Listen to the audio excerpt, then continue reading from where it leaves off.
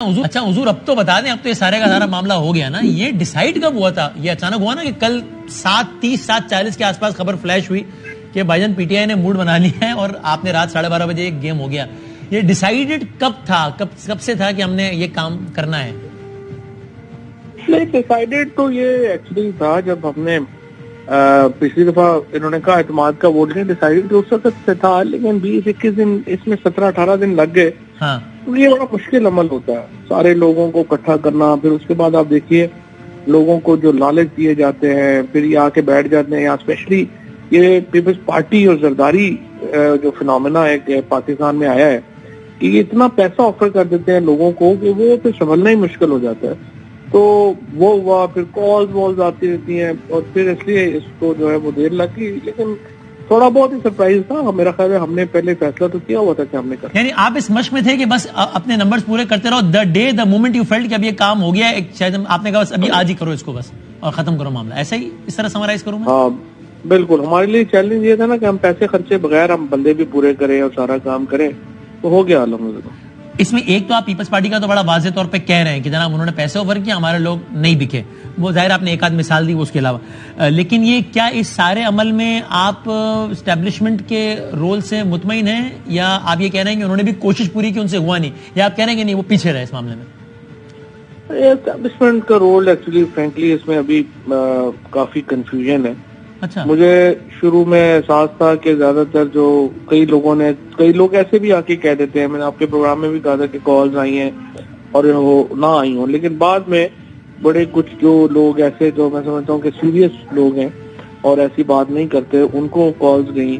फिर हत्ता कि खुद आपके सामने चौधरी परवेज इलाही साहब को बुला के जो कहा गया कि नहीं इसको आपने नहीं करना, वो उससे हमें हैरत हुई कि ये सारा कुछ जो है पहले हमें एक स्टेटेड पोजीशन तो एस्टैब्लिशमेंट की ये है कि लीडरशिप की तब्दीली के बाद उनका रोल पॉलिटिक्स में नहीं होगा और वो मामला जो है वो और तरह चलेंगे।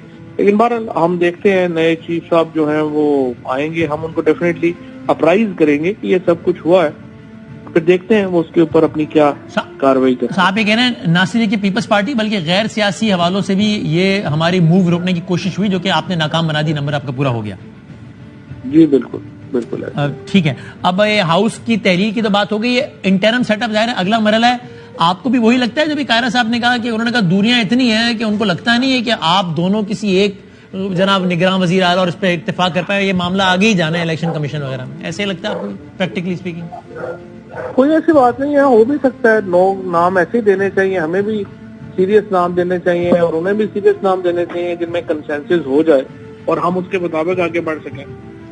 सही। सो अब ये किस तरह चलेगा वहां सब मामला? यानी देखें ना, 48 घंटों में हाउस तहलील हो जाएगा, अगर गवर्नर रिस्पॉन्ड नहीं भी किया तो फिर क्या है? इंटरम सेटअप तकरीबन कितने दिनों में क्या है ये मामला बनेगा?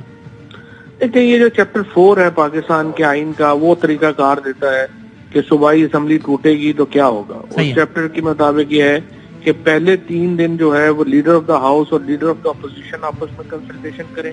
सही है। और एक नाम के ऊपर मुतफिक हों, और अगर वो मुतफिक नहीं होती तो अगले 3 दिन में फिर इलेक्शन कमीशन ने करना है और 7वें दिन लाजमन आपने केयर टेकर चीफ मिनिस्टर जो है वो आपने अपॉइंट करना है। उसके बाद अभी हमारा आप देखें तो ये है कि हम कल है वो कैबिनेट जो केपी की है उसको यहाँ पे खान साहब ने बुलाया है और परसों शाम को हम केपी की जो समरी है वो मूव कर देंगे और ये इंशाल्लाह ताला इलेक्शन कब शुरू हो गया है।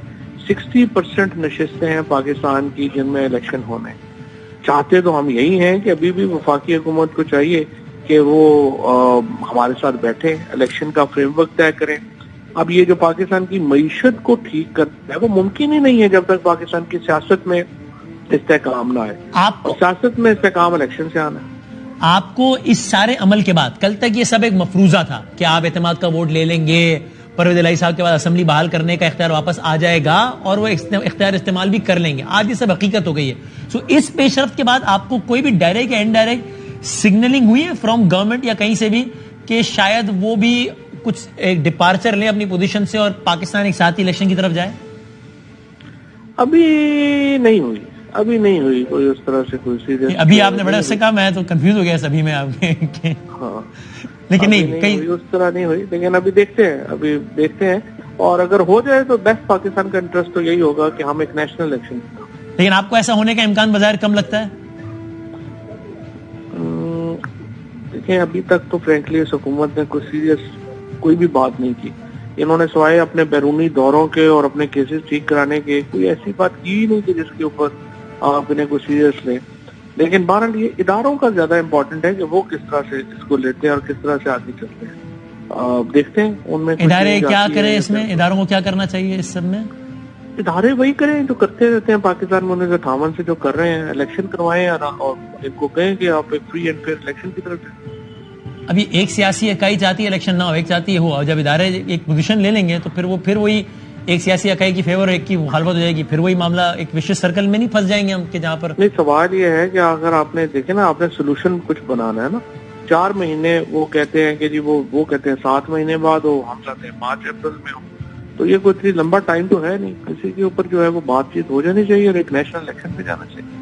और आप बार बार ये कहते रहे कि हम ये चाहते हैं कि रमजान से पहले नया इलेक्शन हो जाए पंजाब में। अभी ये मुमकिन नजर आता है? 12 जनवरी को आज, यानी फर्ज करें कि 14 जनवरी तहरीर होता है हाउस, तो 23 मार्च को पहला रमजान है तकरीबन, या फिर रमजान के फौरी बाद भी हो जाए तो ठीक है पंजाब के लिए, एक ही बात है, क्या फर्क पड़ता है? ऐसे ही नहीं, वो तो 90 दिन के अंदर होना ना, 90 दिन से आप आगे नहीं जा सकते।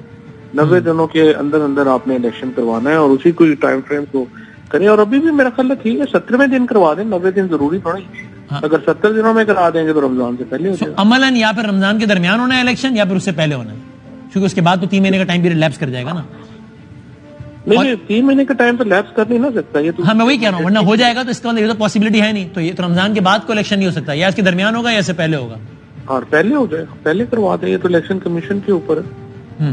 एक आखिरी बात ये बता दें, कोई ऐसी सूरत नहीं बन जाएगी कि जब आप खुद कह रहे हैं कि मुमकिन है कि भाई हमारा नामों पर इत्तेफाक हो जाएगा, नहीं हुआ तो मामला इलेक्शन कमीशन जाएगा, इलेक्शन कमीशन पर तो आपका अदम एतमाद बहुत वाज़ेह है, तो वहां से कोई नाम आ गया तो फिर आप उस पर एतराज कर देंगे कि भाई ये तो इलेक्शन कमीशन तो नून लीग का है, आप कह चुके हैं, तो फिर कैसे बात आगे बढ़ेगी? तो भाई पहले देखो कोई बंदा कोई इंसानों वाला फैसला भी कर ले और ऐसा फैसला कर लें जो सबको काबिल कबूल हो। जरूरी है कि उन्होंने हर दफा ये ऐसा फैसला करना है जिसके ऊपर उंगलियां उठे? अगर मुनासिब नाम आ गया तो इलेक्शन कमीशन के नाम पे आप फिर एग्री कर लेंगे? बिल्कुल एग्री कर लेंगे। वैसे हमने तो अगला पिछला इलेक्शन आपको याद है, हमने हमजा शहबाज के अंदर लड़ा और वो भी हम 20 नशिस्तें जीते थे।